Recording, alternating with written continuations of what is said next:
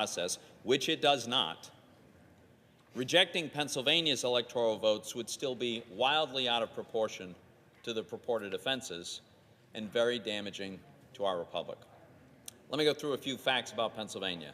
First, some of the objectors, and in fact even the President of the United States this morning, have observed that the Pennsylvania Supreme Court disregarded existing law when it ruled that mail-in ballots could be counted even if they arrived up to 3 days after the election day. Now, the objectors are right about that. In my view, the Supreme Court of the United States should overturn that illegal decision.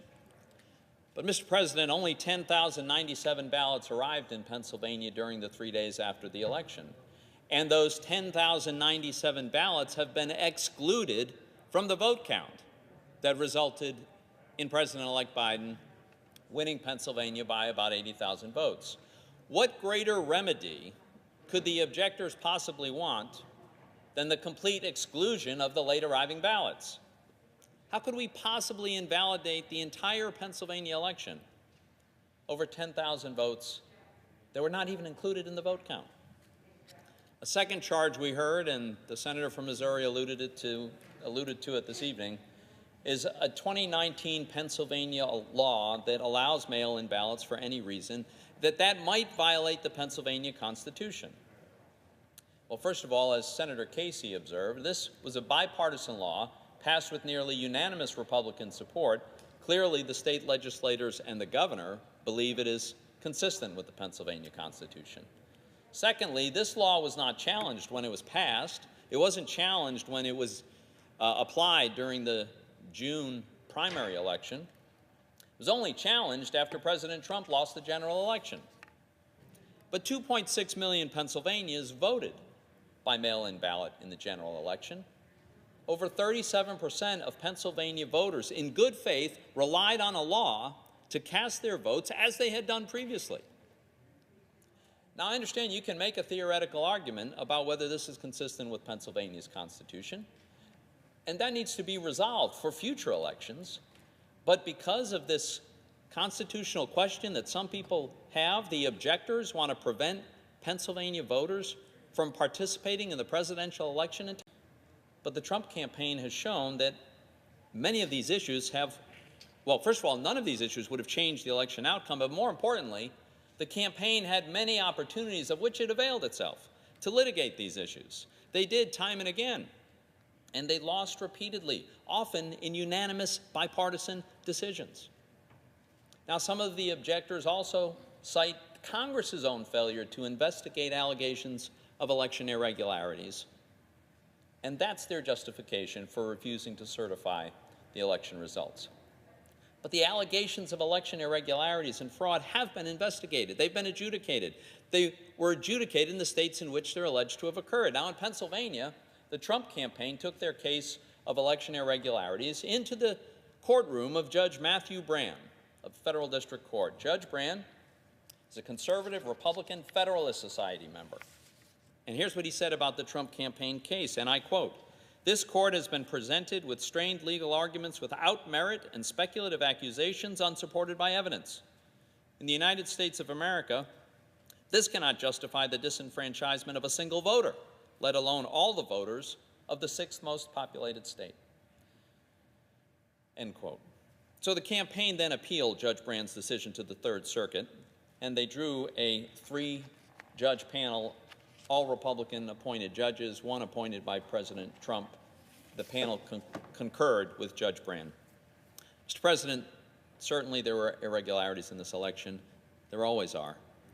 But there's no evidence of significant fraud, conspiracies, or even significant anomalies that cast any serious doubt on who actually won the election. And you know, one of the ways you can tell is look at the big picture in Pennsylvania. Look at what happened. In 2016, President Trump won Pennsylvania by 0.8%. In 2020, he lost Pennsylvania by a little over 1%. Now, is there anything at all that's implausible or surprising about a 2% change in the election outcome? Relative to 2016, in Pennsylvania, the president lost a little ground in most of the rural counties he had carried. He lost a lot of ground in the big suburban counties, and he slightly narrowed his large loss in Philadelphia. There's no surprises here. This reflects a pattern that occurred all across the country. My colleagues, as I've said, it is not our responsibility to sit in judgment of state election procedures in the first place. But if it were, there would not be nearly sufficient reason to deny my constituents their right to participate in this presidential election. Mr. President, Joe Biden won the election. That's not what I had hoped for, but that's what happened. It was an honest victory, with the usual minor irregularities that occur in most elections. We witnessed today the damage that can result when men in power and responsibility refuse to acknowledge the truth. We saw bloodshed because the demagogue chose to spread falsehoods and sow distrust of his own fellow Americans. Let's not abet such deception. Let's reject this motion.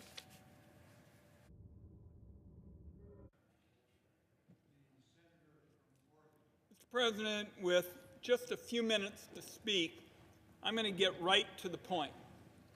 Gunfire in the halls here, IEDs on the Capitol grounds. I will say to my colleagues, I've been stunned that with the domestic terrorists roaming the halls just a few hours ago, I've been stunned that this debate is actually going forward.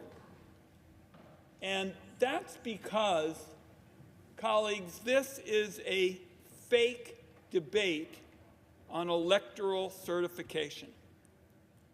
That's because it lends credibility to the bogus idea that the Congress can actually toss out the results of the election. And as we saw today, it serves to fuel insurrection. Now, contrary to what some of my aye-voting colleagues believe, with aye votes cast just a few minutes ago, this debate has never been about setting up some kind of routine election tribunal. This isn't about election security. If the Republican majority for the last 2 years had actually been interested in election security, they would not have worked relentlessly to block my legislation to secure our 2020 elections with hand-marked paper ballots and post-election security audits. By the way, those are the kinds of approaches that are part of the Oregon system, where for 25 years we voted by mail. I'm the nation's first mail-in United States senator. The second, and I see my colleagues from Maine and Alaska here because they're very fond of him like I was, Gordon Smith, a Republican, was the second mail-in United States senator in our country. That's because we do the job right. It's efficient. Our late Republican Secretary of State, Dennis Richardson, actually told President Trump there was no evidence of fraud. So if Republicans had been interested over the last 2 years in actually working with me and colleagues on both sides of the aisle and secretaries of state, we could have had an approach that would have empowered the Oregon idea to go national. Instead, we're now debating tonight the idea of a discussion grounded in total fiction, brewed in cauldrons of conspiracies online. These, colleagues, are fever dreams laundered by people with election certificates and real power. And I will tell you, it's been painful to watch colleagues sidle up to some of those conspiracies that would inflict so much damage to the American experiment. Colleagues, I'm going to close with one last point. We saw today an effort by domestic terrorists to try to punch our democracy to the ground, to the ropes. And I'm going to close by simply saying something that hadn't been said tonight, and that is Donald Trump can do enormous damage to our country in the next 2 weeks. In the next 2 weeks, colleagues, Donald Trump can do enormous damage to our wonderful country. This afternoon, I don't know if my colleagues saw it, the National Association of Manufacturers, an organization with thousands of businesses, thousands of companies, and not exactly a left-wing outfit. They called for moving forward with the 25th Amendment. All over the news already, colleagues, this afternoon, the National Association of Manufacturers. That's what we're seeing in our country with respect to the fear of Americans having watched what happened here. So I'm just going to close by way of saying, I believe that for the next 2 weeks, we have an enormous responsibility to watchdog Donald Trump day in and day out, to do everything possible to prevent the kind of abuses that we saw today, where an American lost her life. And we saw the fear among our citizens at what went on. Let's do everything we can as leaders, Democrats and Republicans, to make sure in the next 2 weeks Donald Trump's abuses are checked. We do everything we can to protect this wonderful nation of ours. Mr. President, I yield the floor.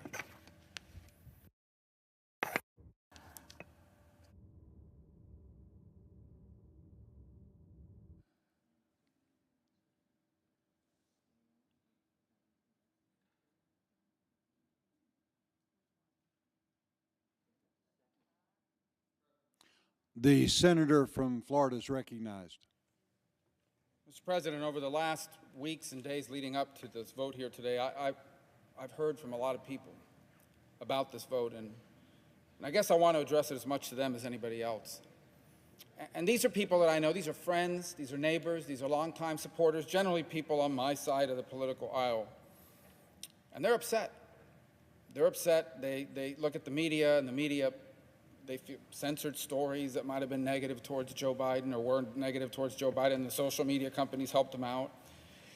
And they saw how some states tinkered with and even mutilated state election laws, and they have doubts that the election was legitimate.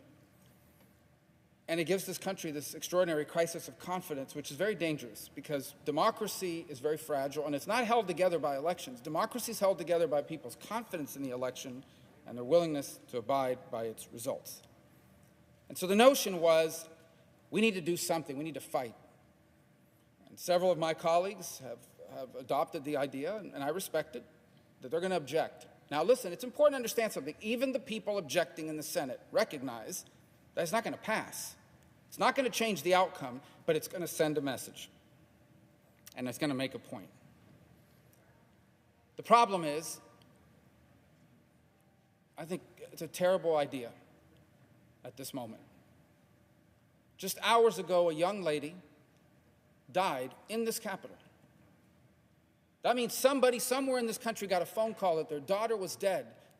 Daughter was going to a political rally, she is dead. Died in this Capitol, somewhere not far from where we are standing. We had police officers, the men and women that we walk by every single day that guard the doors and we say hello to, out there with riot gear getting spit on and attacked. Today, not 10 weeks ago, just a few hours ago. And I think it's important to think about all those things on a night like tonight and everything that's happened. You know, I wouldn't even be here today. I doubt very much where I would even have been interested in politics had it not been for my grandfather. He died when I was 14, but I grew up at his knee. He would sit on the porch, he would smoke 3 cigars a day, and he loved history. He was born in 1899 in rural Cuba. It was still governed by the United States. It was a protectorate. 3 years later, it gained its independence and became a republic. During my grandfather's first 60 years of life, he saw his country have an armed insurrection after a contested election, multiple presidents go into exile, 2 military coups, and the rise of a Marxist dictator, a tyranny that stands to this day. My entire life, I have lived with and next to people who came to America because their country was chaotic and their country was unsafe. What I saw today, what we have seen, looks more like those countries than the extraordinary nation that I am privileged to call home. And I think about the mockery that it makes of our country. A lot of people, oh, well, China. No, let me just say something. In all modesty, no one here has worked harder on the issue of China. They hate my guts. I'm sanctioned, twice sanctioned. I don't know what they're sanctioning, double sanctioned, and I can't travel there. I wasn't planning to anyway. China's laughing. They're loving this tonight. In Beijing, they're high-fiving because they point to this and say, this is proof the future belongs to China, America's in decline. Vladimir Putin, there's nothing Vladimir Putin could have come up with better than what happened here. Makes us look like we're in total chaos and collapse. Not to mention the Ayatollah, who's probably bragging, if he has buddies, to his buddies, look what's happening to the great Satan. I think politics has made us crazy. Everybody in this country has lost their minds on politics. And we have forgotten that America is not a government. America's not a president. America's not a Congress. Let me tell you what America is. America's your family. America's your faith. America's your community. That's America. That's what our adversaries don't understand, and that's what we need to remember.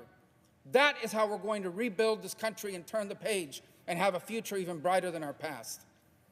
And so that's why I feel so strongly about this, and why I hope those who disagree with me will understand.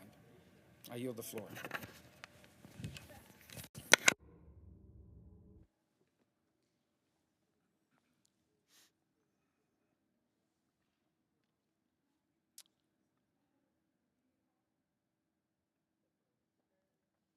The senator from Hawaii is recognized. Mr. President, it has been hard at times to find the words to describe the full harm Donald Trump has inflicted on our country.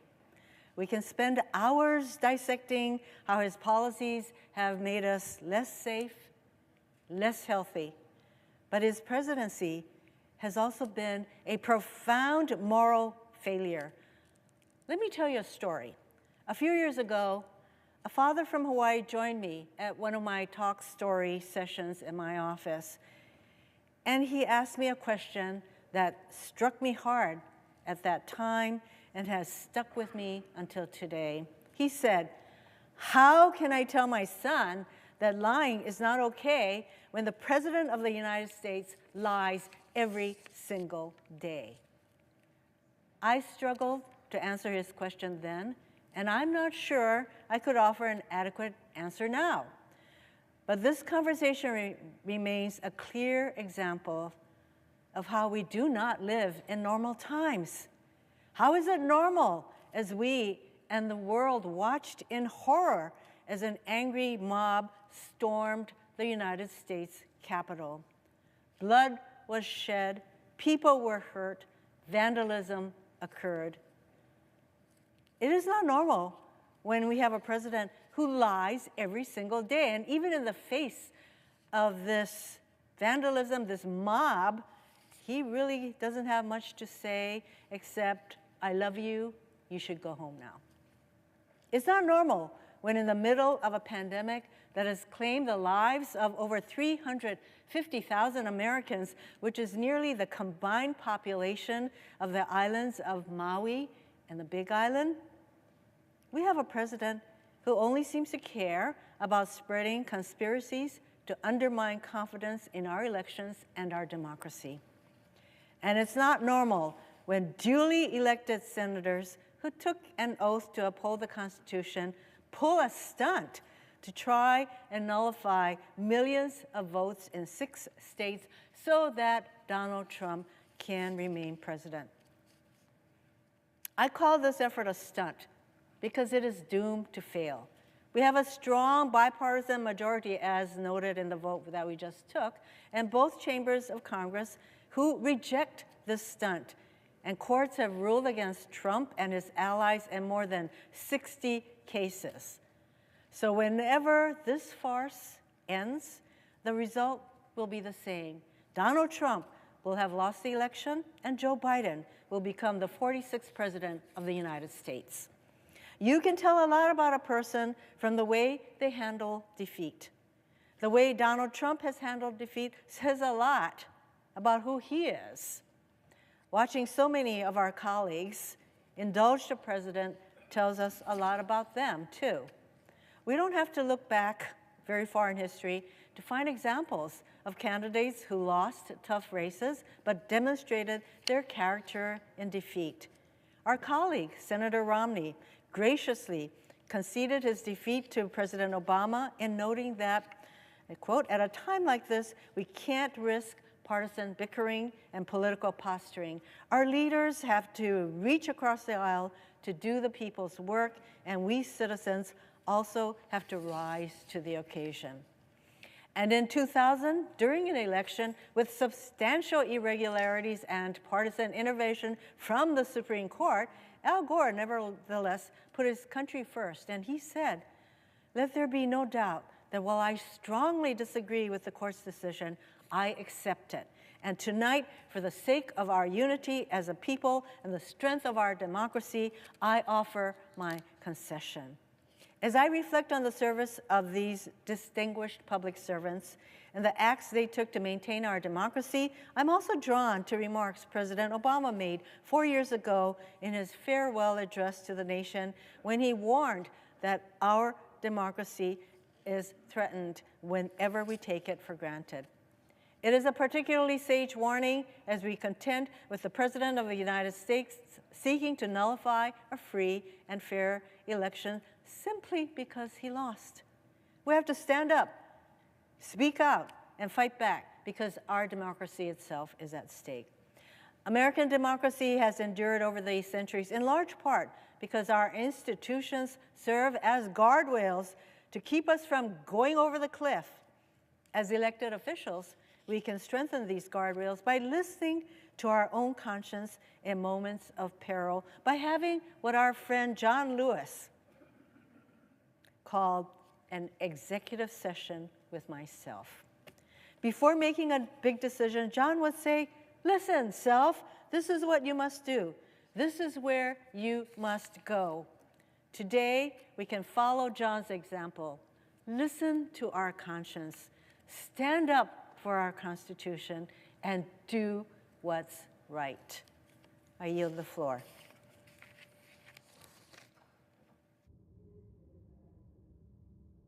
The senator from Maine is recognized. Thank you, Mr. President.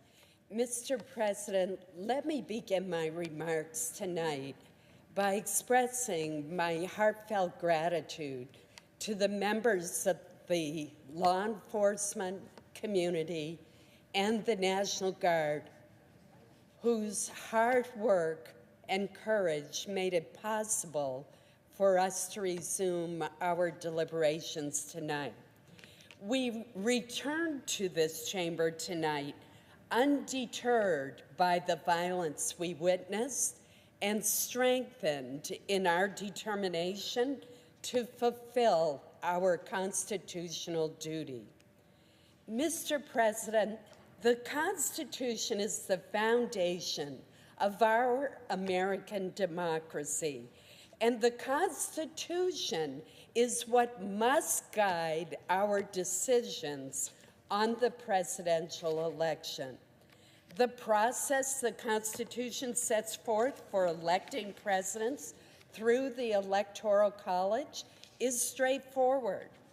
The people vote. Electors are chosen. The electors vote. Then Congress counts the electors' votes. That final step in the process is why we have convened today.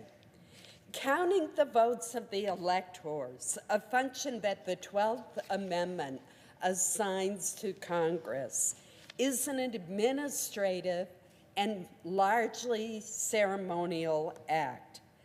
Our job is simply to count the votes certified by each state, nothing more. We should not attempt to usurp the roles of the voters, the states, or the Electoral College. Mr. President, the American people have done their job, turning out in record numbers to vote in the midst of a frightening pandemic.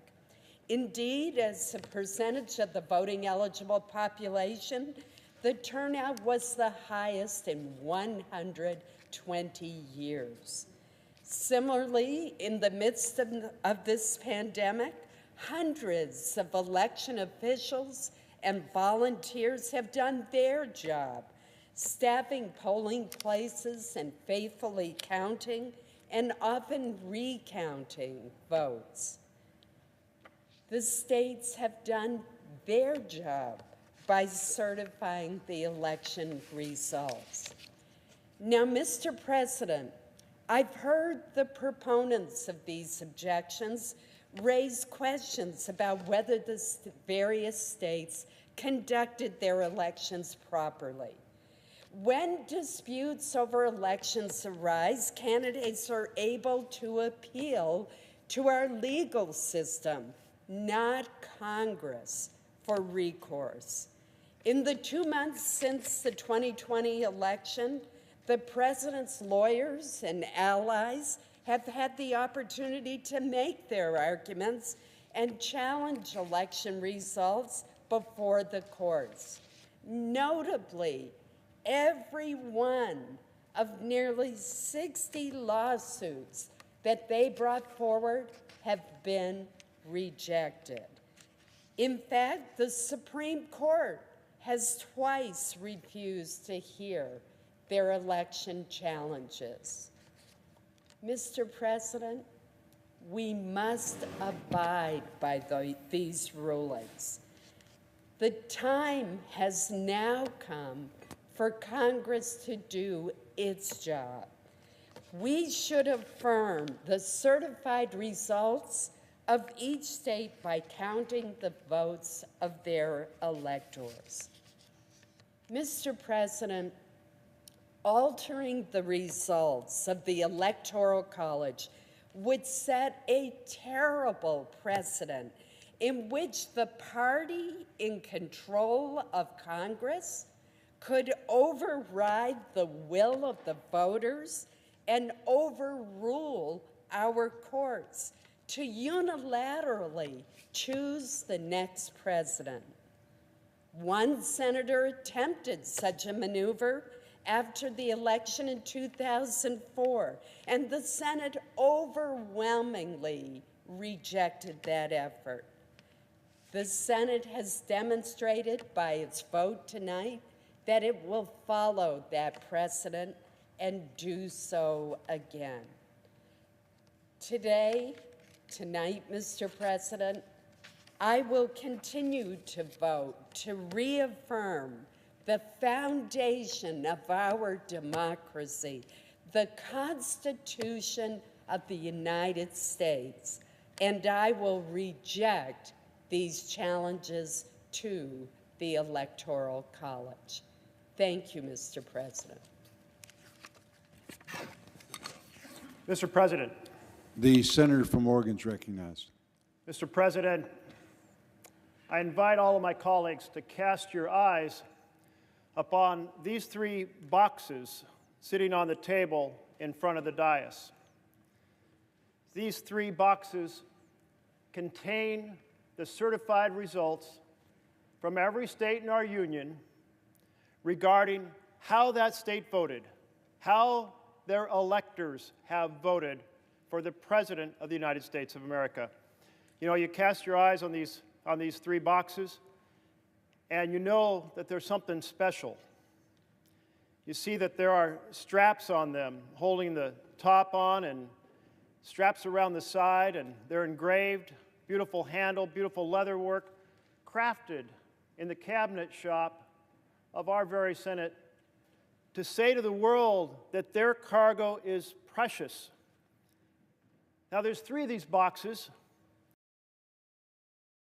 The third box is brand new. It was crafted because so many states were celebrating this process that they started to use very large forms, very large envelopes, very large seals to put those ballots into, and thus a third box was needed.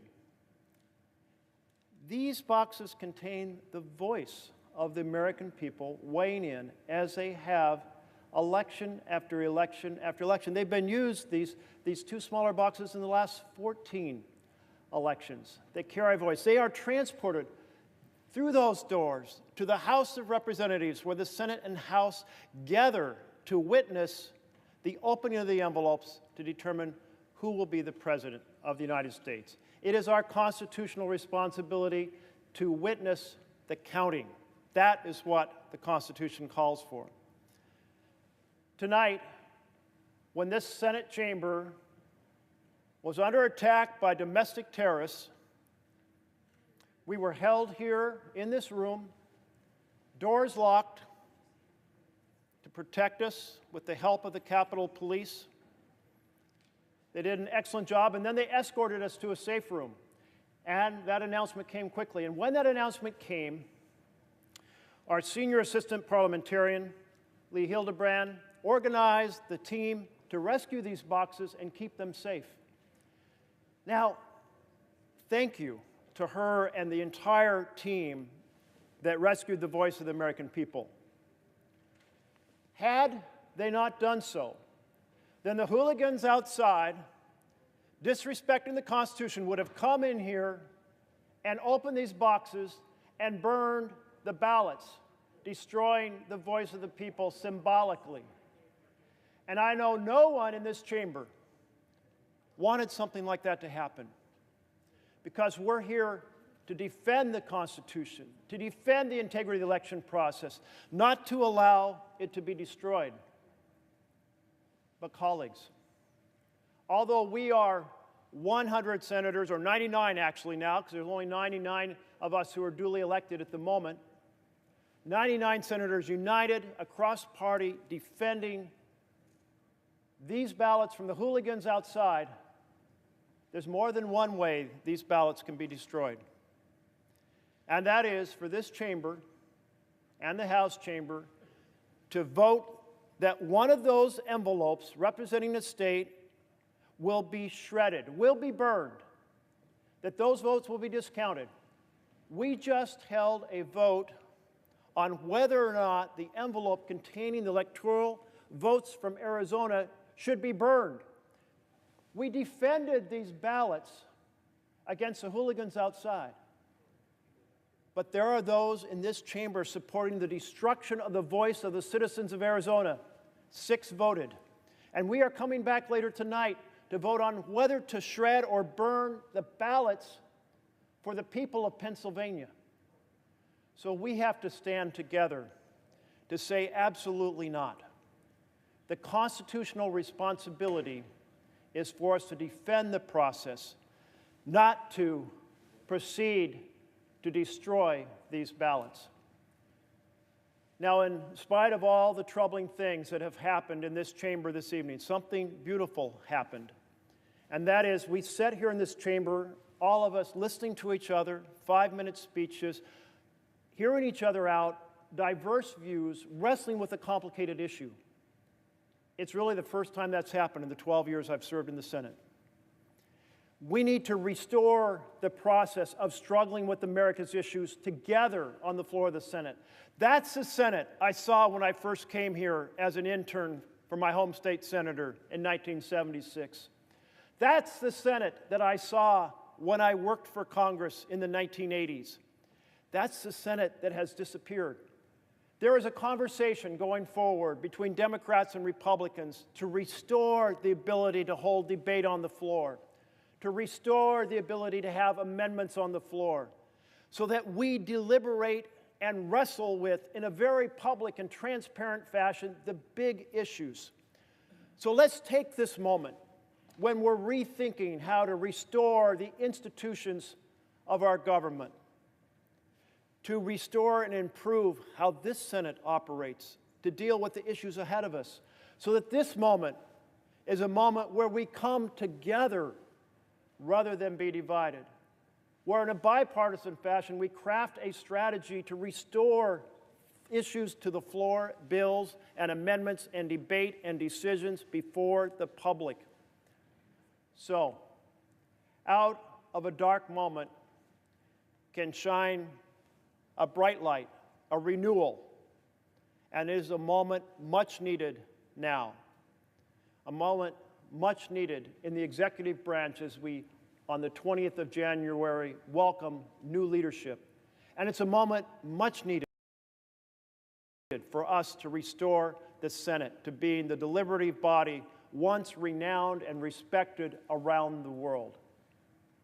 Let's defend these ballot boxes, both from the hooligans outside and those who would vote to destroy the ballots from any given state, and let us come together and restore the Senate and fight for the vision of our We the People republic.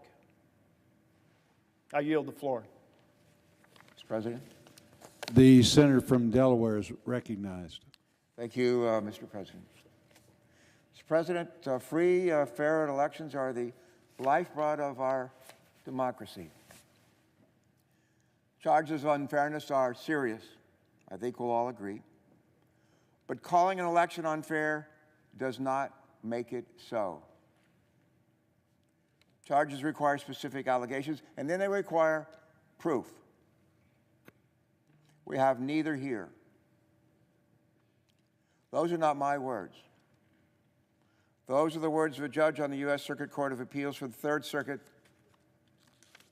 rejecting President Trump's legal challenges to the Pennsylvania election. Might add, a judge who was a longtime member of the Conservative Federalist Society and was nominated to the bench by none other than Donald Trump. Mr. President, the 2020 presidential election was hard fought, we'll all agree. But the American people spoke clearly and they spoke decisively. 81.2 million voters voted for Joe Biden, 81.2. 74.2 million voted for Donald Trump. 51.3% of the vote went for Joe Biden. 46.8% of the vote was for Donald Trump. 306 electoral college votes for Joe Biden. 232 electoral college votes for Donald Trump. Just 4 years earlier, Donald Trump referred to that kind of outcome as a landslide for him, and he lost a popular vote by 3 million votes. But accepting the outcome of an election can be difficult when our political party doesn't win. We've all felt that before. But calling an election unfair does not make it so. More than 60 federal and state courts involving more than 90 judges, many of whom were nominated by Republican presidents, including Donald Trump, are all in agreement. That's pretty amazing, isn't it? All in agreement. No evidence of widespread fraud, wrongdoing, or other irregularities have been uncovered during the 2020 election. That is a victory for democracy, for our democracy. Unfortunately, some of our colleagues today ask us to do the same thing that Donald Trump asked of the Secretary of State for the state of Georgia, to overturn the results of the 2020 election without specific allegations and, more importantly, without any proof. Our colleagues are asking us not to abide by the will of the people, but to bend to the will of one man, Donald Trump. In 1787, delegates from the 13 colonies convened in Philadelphia to debate the future of what would become the United States of America. Our founders disagreed on a lot of things. But, you know, they all agreed on one thing for sure. They did not want a king. They did not want a monarch. Many of them had been there, done that. they didn't want to see it and feel it again. And they set up this intricate system of checks and balances to ensure that we would never have that all-powerful king in this country.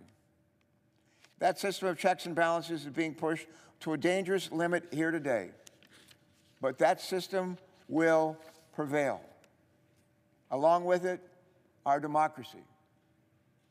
Here are just some of the claims that Donald Trump and his legal team have made, and that our colleagues lend credence to here today.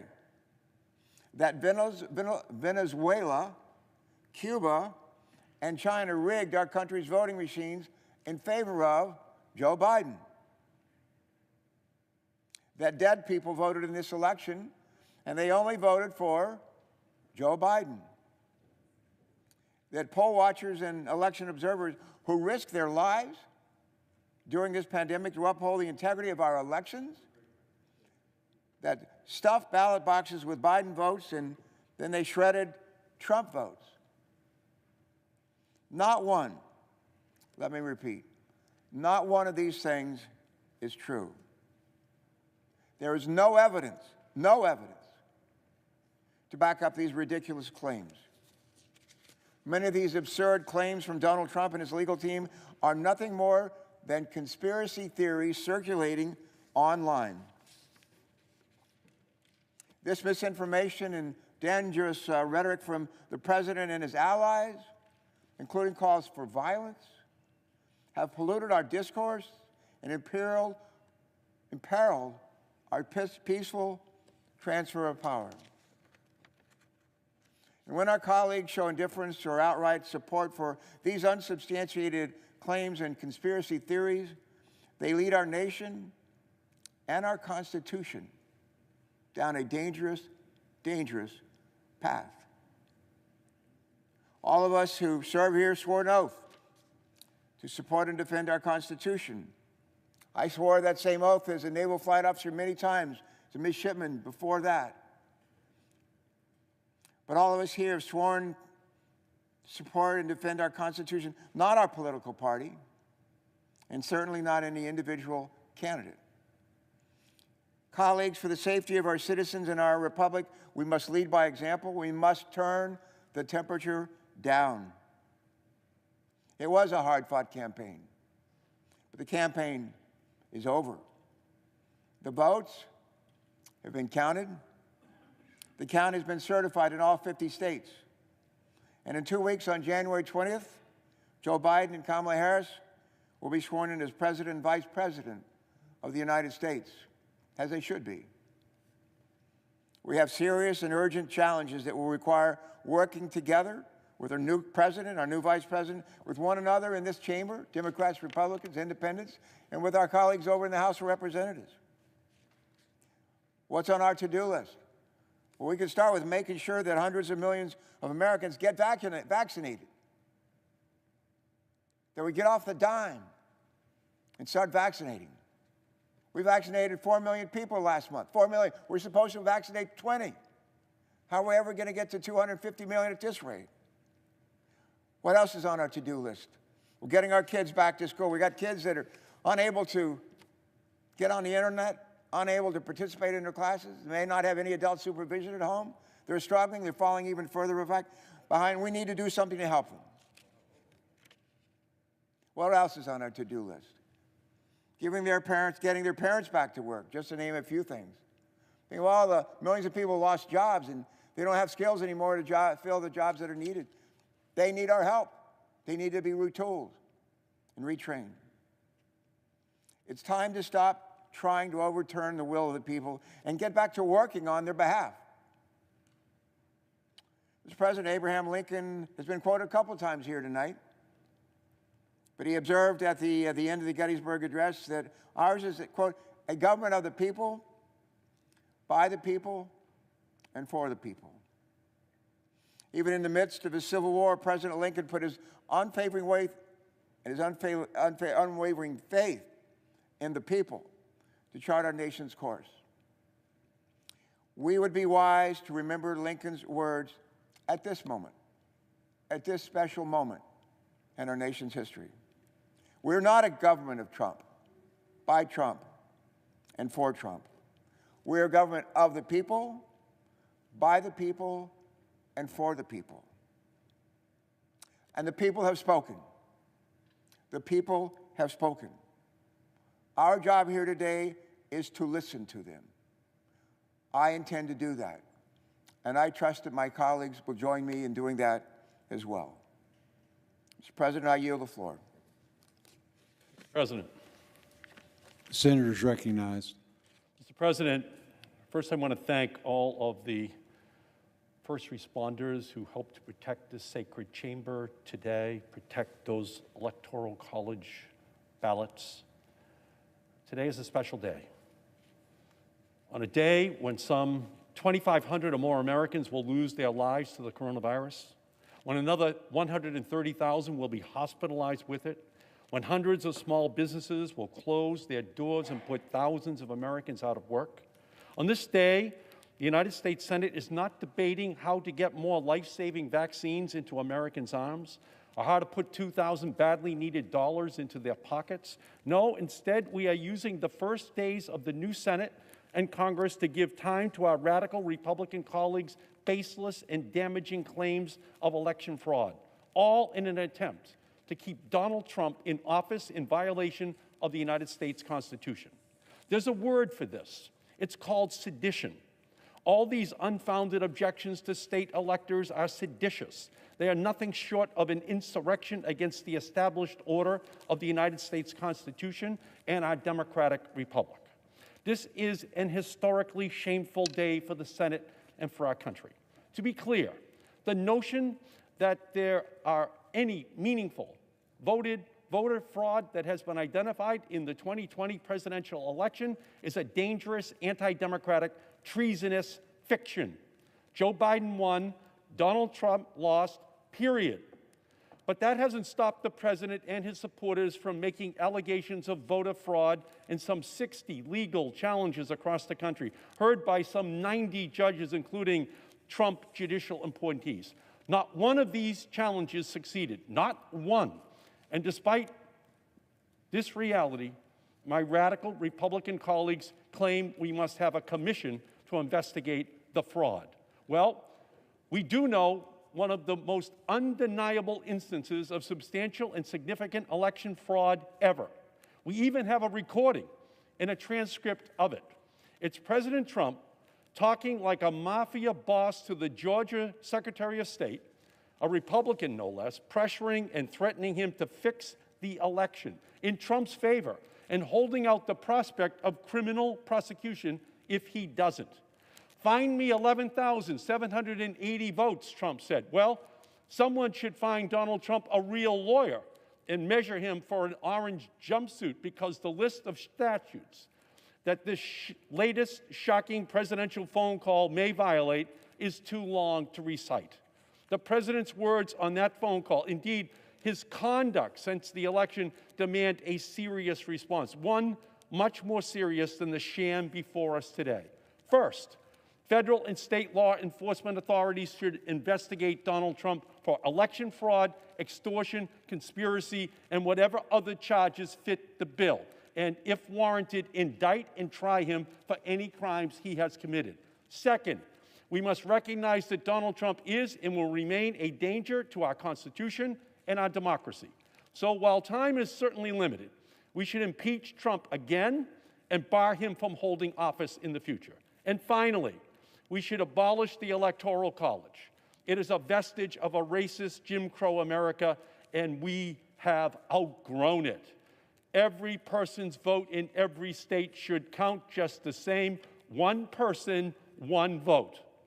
Election fraud and reform are very serious issues.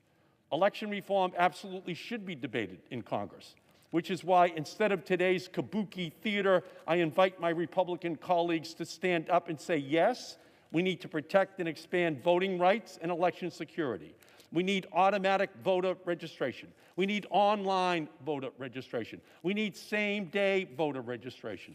We should make Election Day a federal holiday. We should restore voting rights to people with prior felony convictions. We should support independent redistricting commissions.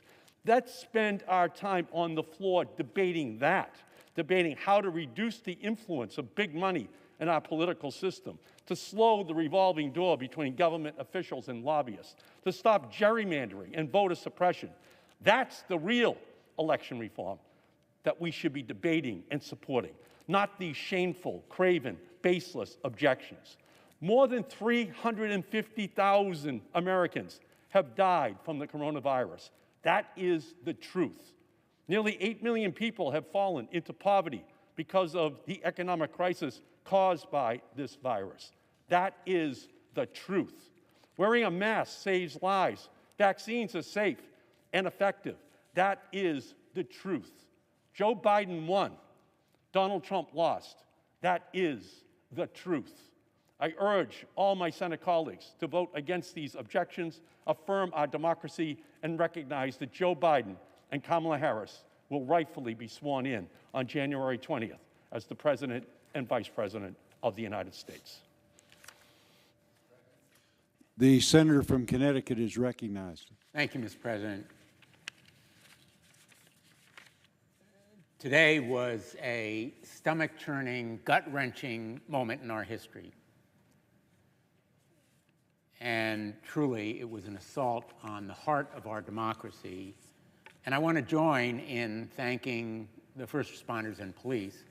But I also want to thank others who have been heroes of our democracy, unsung in many instances. First, all of the election officials, all of the poll workers, all of the members of boards of election who actually counted the votes, who went to the polls and make sure that votes could be cast, and who ultimately stood firm for the integrity of that voting system. I want to thank the judges. There are now about 90 of them who, except for one or two who ruled the other way on a technicality, have stood firm for the integrity of that voting system. In those 60 to 70 cases, except for that one ruled on a technicality, they went with the integrity of our voting system and the rule of law. Today was indeed disgusting and sickening. It was shocking and despicable. It was heartbreaking. But it was not surprising.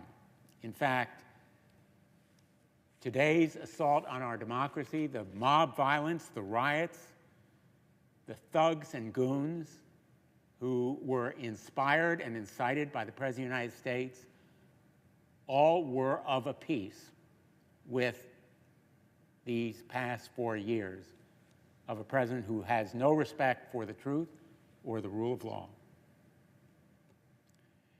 Donald Trump's presidency is coming to a close in the very same way it began, with an attack on our democracy. In 2016, the Trump campaign welcomed hostile foreign interference with our election, and the president refused to acknowledge that he would accept the results of the election if he lost. And then, again and again and again, he demonstrated his contempt for the rule of law and for the laws themselves. He obstructed justice, and he would have been charged with it had he not been the President of the United States. He invited a foreign government to interfere in our elections and find dirt on his political opponent. And most disturbingly, these actions by a president who demonstrated that contempt for the rule of law were met with silence from many political leaders, our colleagues here in the Senate among them. Silence in the face of that contempt for the rule of law and disrespect for the law enforcers. So we could have seen today coming. In fact, we did. I warned about it, others did, because the fantasies and falsehoods that drove those rioters, not protesters, the mob who assaulted the Temple of Democracy, were fueled by the president's misstatements and lies and contempt for the truth. And he was enabled. He had enablers. So today we are stopping in one instance that enabling. But we must also make sure to stop it going forward. And the political stunt that brought us here today offers no great solace that it will. These stunts have consequences. We say words have consequences. And the actions today will have significant consequences. They are an attack on our democracy that undermines the core tenets of our American government, and a disrespect for the will of the people and a peaceful transition of power, and the political stunts themselves, driven by opportunism, blaze a path that can be followed by more competent challenges, just as the dictatorial instincts and actions of this president can be followed by more effective would-be tyrants intent on destroying our republic. Yes, we have more important tasks that we should be addressing as well. The pandemic, the economic revival. But today, we must be mindful of the threat to our democracy that we face down, and we come together on a bipartisan basis. But silence is never excusable in the face of lawlessness at the very top of our political structure. Thank you, Mr. President. I yield the floor. Mr. President. The senator from Delaware is recognized.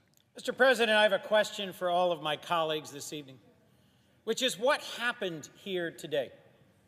And how is it different from what we expected as we assembled in this chamber early this afternoon? Sadly, much like the impeachment trial of just a year ago, I think as many of us slogged our way to the nation's capital and dutifully filed into this chamber, we expected hours and hours of debate and discussion, knowing the outcome, knowing that what was being engaged in by a handful of our colleagues was a political stunt, feeding the ego of our president, who is chasing conspiracy theories about how he actually won the election 2 months ago that he lost, and indulging his belief that somehow, the Congress could still at the last moment snatch victory from the jaws of defeat.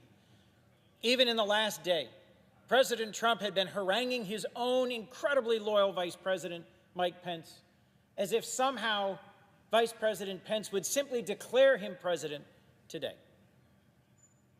We knew that President Trump had been stirring up the spirits of thousands, urging them to come to Washington. We had an inkling that he might go out and speak to them, but I don't think as we filed into this chamber, any of us expected that for the second time in our republic's history, the perimeter of this Capitol would be breached, members of the Senate would be rushed to safety, that not just the Capitol Police, but U.S. Marshals and FBI officers and fully combat-geared soldiers would be in the United States Capitol, taking it back from a riotous mob of thugs. Just a few moments ago, I went to the rotunda to see the litter and the trash, the residue and the remnants of those who took over this building today, and to say thank you to the men and women of law enforcement who helped secure it after it fell to an angry mob. But folks, we have to think about the consequences of what happened here today, why this happened, and what it means, and what it teaches. Because frankly, tonight, now, the whole world is watching.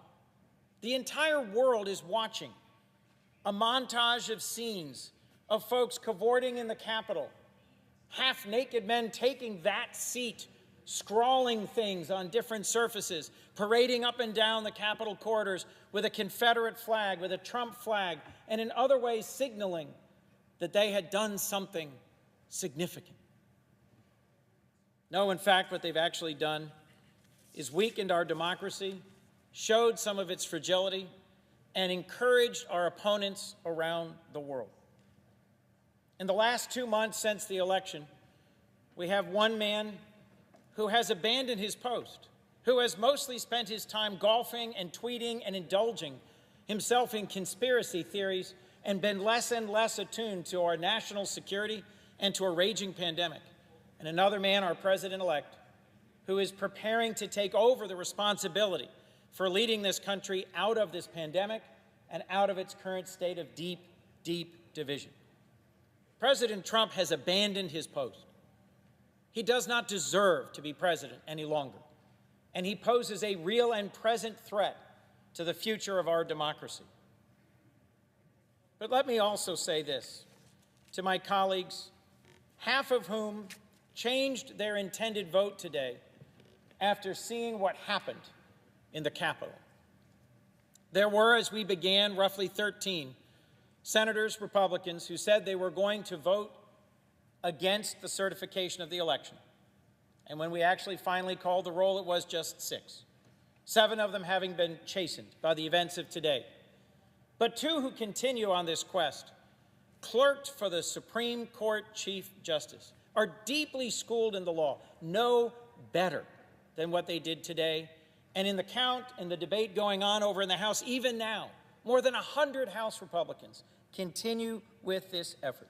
On this floor earlier today, this evening, there were strong and clear and brave speeches by Republicans and Democrats alike. So I have a question as we move forward. When will this fever break? When will we finally say to each other, enough is enough of indulging and following populism and demagoguery? Is it time to finally show who the leaders are and to uphold our Constitution that every one of the House members and a third of us swore to uphold just 3 days ago? I will tell you as I look ahead that I am confident that 2 weeks from now, Joseph Biden will be sworn in as the next president, Kamala Harris sworn in as the next vice president, and we have a unique moment in my lifetime. Because as presidents and leaders in the Senate of both parties over the last decades have observed, the Senate has steadily shrunk in its significance, its role, and its power, and the presidency has steadily grown. Not in my lifetime, not since LBJ, have we had an incoming president who spent 36 years in this chamber. We have a chance with Joe Biden, a president-elect who ran on bringing our country together, a president-elect who ran on turning the page from our moment of national division, a president-elect who respects and honors and understands the significance of this body. So we have to take this opportunity to heal, to hear each other, to compromise, to work together, and to see the real challenges facing the American people and take this last, best moment.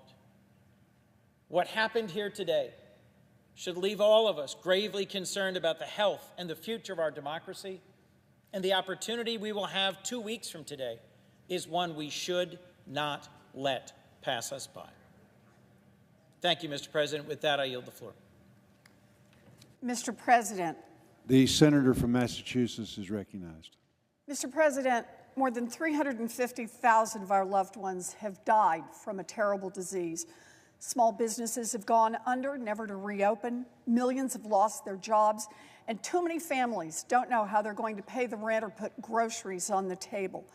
It is tough out there, but Americans are fighters.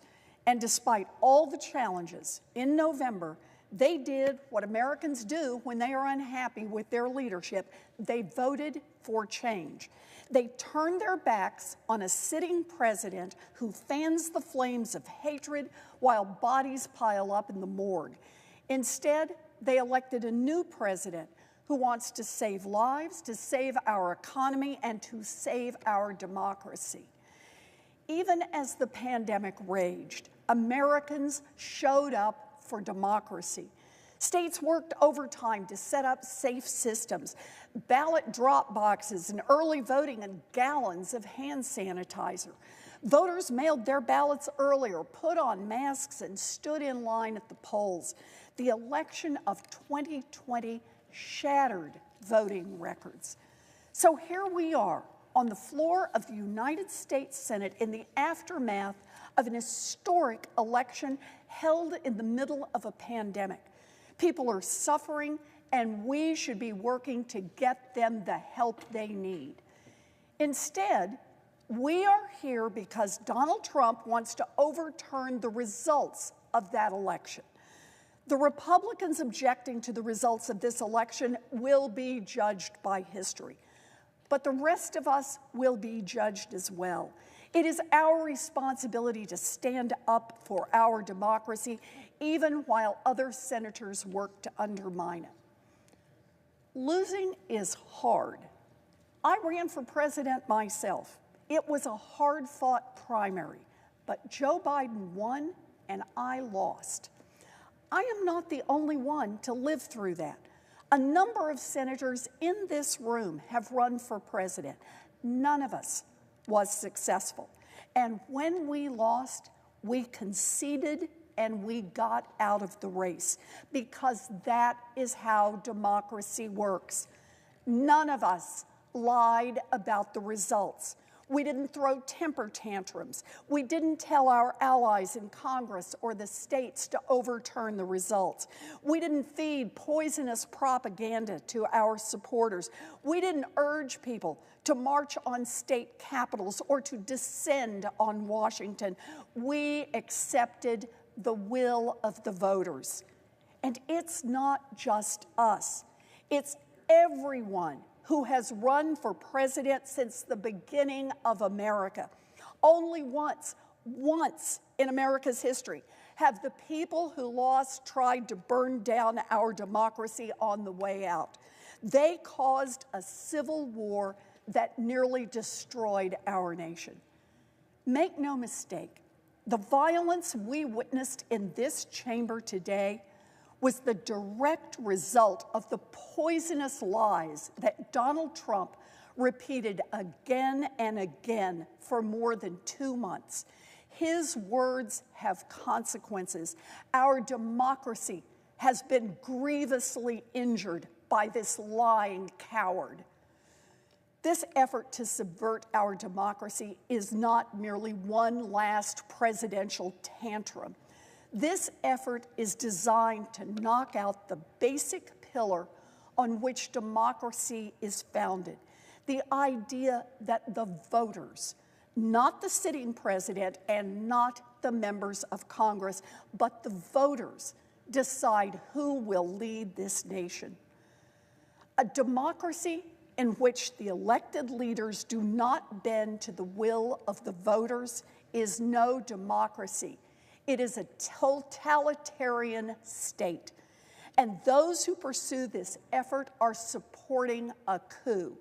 I urge my colleagues to vote no on this effort to overthrow our democracy. I yield, Mr. President.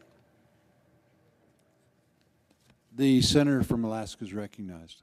Ask that the Senate stand in recess, subject to the call of the chair. Without objection.